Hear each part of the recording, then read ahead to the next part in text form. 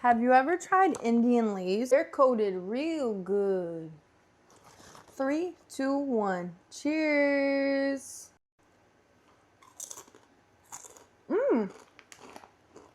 They're super salty.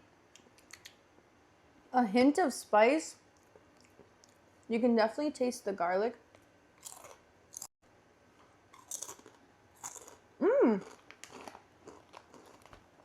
These are very good.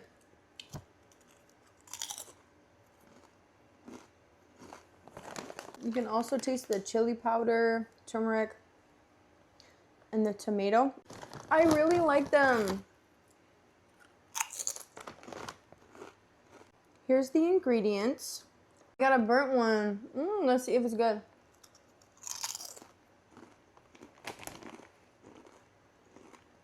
I love trying new snacks.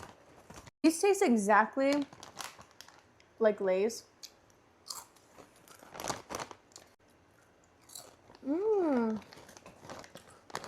Hold on. I rate them 10 out of 10. I really like them. And I'm going to be trying more flavors. Y'all let me know what I should try next in the comments.